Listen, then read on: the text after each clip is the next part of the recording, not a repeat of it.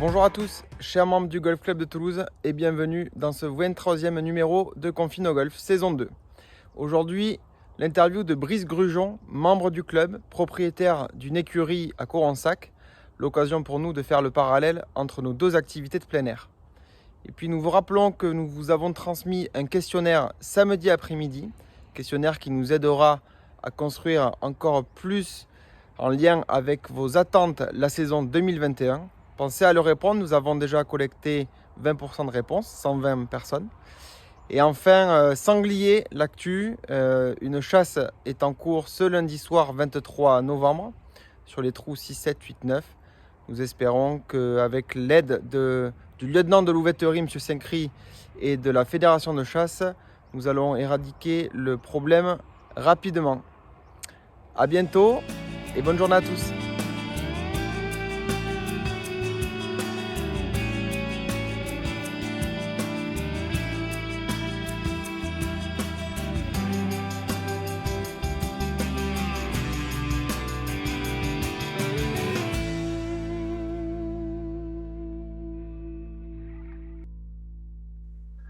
Bonjour Brice. Bonjour. Bonjour Fabien. Bonjour François, salut Brice. Salut, Fabien. Donc, ravi de participer à ce nouveau Confine Golf. Et cette fois-ci, nous allons associer la thématique du golf et de l'équitation, puisque Brice, tu es à la fois un cavalier, Oui. qui mérite, je crois savoir, et aussi un Cavalier. chef d'entreprise. Alors, parle-nous de tes activités, s'il te plaît, dans ce domaine. Écoutez, je monte à cheval depuis que je suis tout petit et puis j'en ai fait, après le bac, j'en ai fait mon métier. Donc, je me suis installé, j'ai commencé avec 10 chevaux, 20 chevaux et aujourd'hui, je dois avoir entre 40 et 50 chevaux à gérer et plus une clientèle. Et à côté de ça, en parallèle, j'ai une école d'équitation avec un poney club où j'ai des enfants qui viennent monter le mercredi et le samedi. Et où sont tes installations? Où te trouves-tu? Je suis à Coronsac. Coronsac, c'est un petit village de 700 habitants de Vieille-Toulouse. Je dois être à 7 km, 6-7 km au-dessus de Castanet, dans les coteaux au-dessus de Castanet. D'accord, oui, c'est pas très loin, effectivement. Non. C'est pas très loin. Alors, donc, tu as en quelque sorte la chance d'avoir pu poursuivre tes activités dans le cadre de ce deuxième confinement. Et peux-tu quand même nous parler des différences entre le premier confinement et maintenant? Comment ça se passe? Le premier confinement, ça a été un arrêt total, c'est-à-dire un arrêt des compétitions amateurs et professionnelles et une fermeture totale au public. Donc c'était à vivre quand même, assez original de voir mes écuries sans personne pendant tout ce temps-là. On a géré avec mon personnel, on s'est occupé des chevaux on a tenu au courant les clients qui étaient très impatients de venir les voir et c'était assez frustrant pour eux aussi de ne pas pouvoir venir. Donc ça a été à gérer quand même parce qu'il a fallu gérer les chevaux et puis aussi gérer les clients qui voulaient venir. Je pense qu'il y en a même qui sont venus pendant la nuit parce qu'ils sont très attachés à leur animal et que c'était dur aussi pour eux de ne pas pouvoir les toucher ou les voir. Et donc c'était le premier confinement. Et le deuxième confinement, nous avons été autorisés à faire des compétitions professionnelles. Donc moi, j'ai pu continuer à faire quelques concours. Et mes clients propriétaires de chevaux ont pu venir s'occuper des chevaux, ce qui nous a beaucoup soulagés par rapport au premier confinement. Et l'école d'équitation sur le Poney Club, lui, a été totalement fermée. Et nous sommes en train, justement, avec la fédération, la fédération a pris comme, pas comme excuse, mais voilà, parle du bien-être animal et commence à faire revenir quelques cavaliers pour s'occuper de la cavalerie ici qui est inactive en ce moment, quoi. Donc on remet un tout petit peu la machine en route en espérant un déconfinement total assez rapidement. Bientôt, oui. Alors, au golf, évidemment, nous avons dû mettre en place des mesures sanitaires particulières que nous connaissons tous bien, mais au niveau donc de tes installations à toi, quelles sont les mesures particulières que tu as dû prendre, des mesures que nous, non familiers de l'équitation, nous pourrions comprendre? Est-ce que tu peux nous expliquer un petit peu? Enfin, c'est un sport d'extérieur et de plein air, donc on n'est pas trop sujet à se croiser, à se toucher. Donc c'était pas très compliqué. Il fallait juste que je mette en place un planning pour pas qu'il y ait tout le monde en même temps. Donc j'ai mis en place des créneaux horaires où chacun s'inscrivait. Donc j'avais pas le droit d'avoir plus de 5 personnes en même temps sur mon site. Et donc, il fallait mettre le masque en arrivant. À cheval, on n'était pas obligé de mettre le masque.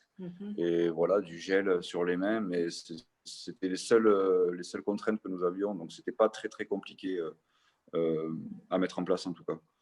Donc, je pense qu'à la reprise, nous allons devoir quand même garder les créneaux et devoir gérer le flux de personnes. En fait, ce qu'ils nous demandent, c'est de gérer le flux de personnes. Ça, c'est essentiellement le point principal, quoi. Oui. Voilà. Mais nous savons fort heureusement qu'un cheval ne peut pas attraper la Covid-19. Rassure-nous là-dessus. Oui. Pas de problème là-dessus. Voilà, le cheval ne peut pas attraper le Covid. C'est pas prouvé et il n'y a pas de sujet à ce niveau-là. J'espère.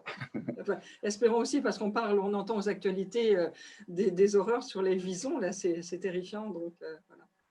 C'est vrai, parce que c'est un virus qui mute, mais je pense qu'il n'a pas, j'espère qu'il ne mutera pas sur le cheval en tout cas. Ce serait un drame pour l'activité en tout cas. Il y a, Brice, il y a à t'entendre, donc le cheval ne peut pas attraper la Covid, les drivers et les putters non plus, et pourtant on n'a pas encore eu le loisir de pouvoir les aérer sur nos parcours. Est-ce que tu peux peut-être nous faire un petit parallèle, alors pas entre les activités, on y viendra après, mais entre le monde de l'équitation et celui du golf? Je ne sais pas, peut-être qu'en termes de clientèle, en termes d'approche, c'est un sport qui est aussi qui est un sport olympique avec tout un tas de process, de règles. Quel parallèle tu pourrais faire entre les deux?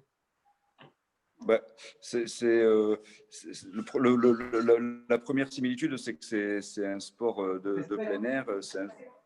C'est un sport de plein air, donc individuel ou par équipe. Donc ça c'est les premières similitudes. Après, techniquement, ça demande beaucoup de patience, que ce soit le golf ou l'équitation, beaucoup de technique. Donc moi qui pratique les deux sports, je trouve que c'est un bon, c'est un bon. Ça a été une bonne chose pour moi de jouer au golf. Ça m'a appris beaucoup à monter à cheval. Voilà.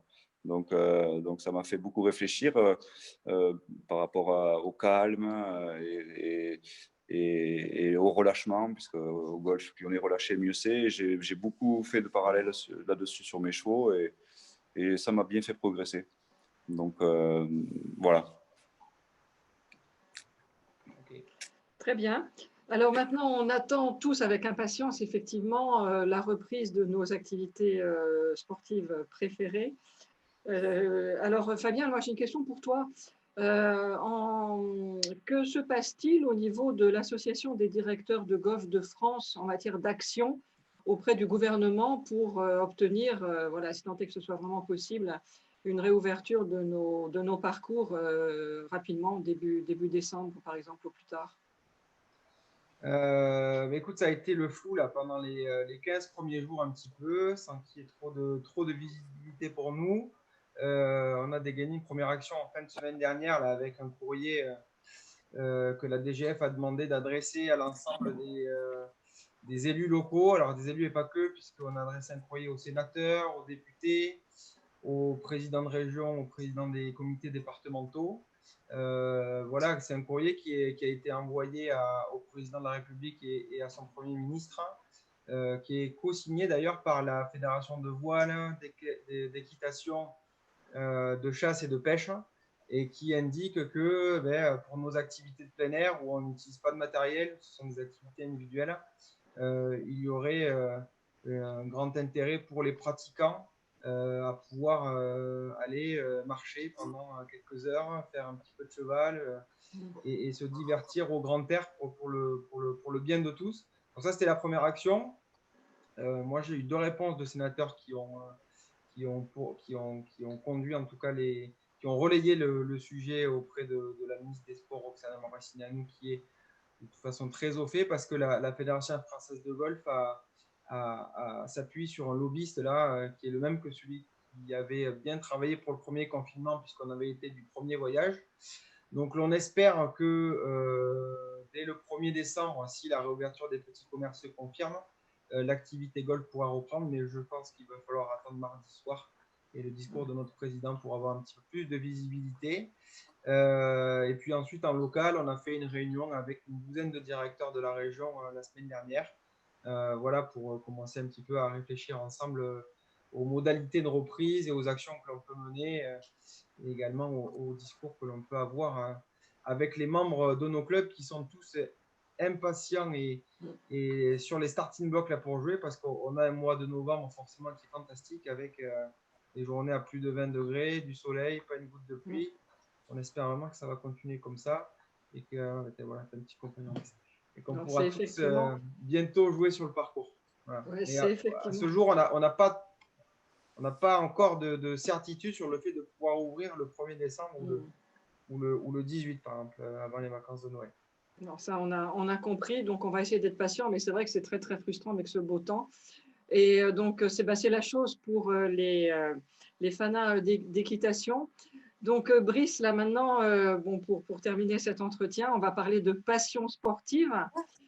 Tu places le golf et l'équitation au même niveau, ou un prend le pas sur l'autre, ou une activité prend le pas sur l'autre? Bon, j'ai une activité, l'équitation, c'est mon métier, donc je ne peux pas comparer. Je ne peux pas comparer effectivement les deux activités en ce qui me concerne. Le golf, c'est vraiment un loisir et c'est pour me détendre, et l'équitation, c'est pour voilà, il faut que je sois compétitif, sérieux et compétent. Donc je peux pas comparer les deux activités, mais je suis fan des deux dans tous les cas. Donc j'ai beaucoup de chance de pouvoir déjà vivre de ma passion et puis de pratiquer un sport comme le golf qui est juste à côté de chez moi aussi. Donc pour moi, c'est parfait, quoi. Donc voilà, on espère aussi, nous, pouvoir réouvrir rapidement et faire pouvoir profiter un peu plus. Mais bon, je pense que nous devons aussi être solidaires de tous les autres sports. Et c'est vrai que nous, comme le golf, comme l'équitation, nous n'avons pas de problème de distanciation au quotidien. Il n'y a pas de regroupement, on n'est pas obligé d'être à côté. Donc on pourrait effectivement être déconfiné avant tous les autres, mais ce ne serait pas forcément aussi très logique par rapport aux autres sports. Enfin, tout ça est un peu compliqué, mais j'espère que la situation va se décanter assez vite. Je ne vois pas comment on pourrait être... je craindrais en fait qu'il y aurait des vases communicants, c'est-à-dire que les licenciés de certaines disciplines se rabattraient sur un sport qui est déconfiné plus tôt. Ça créerait quelques tensions. Donc, bon, on est tous patients et on va se sortir de cette situation sans douter. Bon, eh bien, écoute, merci Brice. On va rester sur ces propos-là, moins que Fabien ait une question supplémentaire à poser. Je crois que ce qu'il faut bien avoir à l'esprit surtout, c'est ce qui est limitant aujourd'hui, c'est pas tant le fait que les clubs soient fermés, que ce soit les clubs d'équipe, enfin le Poney Club de Brice ou notre structure, c'est surtout le fait que l'on puisse pas se déplacer et que le gouvernement essaye de limiter au maximum les flux de population. Donc, je pense que c'est la règle du kilomètre qui est la plus qui faut encore préserver pendant encore quelques jours au moins. Et tant que cette règle-là ne bouge pas, en tout cas dans les golfs, on ne peut pas envisager d'ouvrir et de reprendre. Tout à fait. Absolument. Donc, soyons solidaires et puis espérons que tout ça se calme et pour le bien de tout le monde. Donc, merci Brice, merci Fabien. Merci beaucoup. À bientôt. Bonne fin de soirée. Ouais. Au revoir. Au revoir. Au revoir. Au revoir.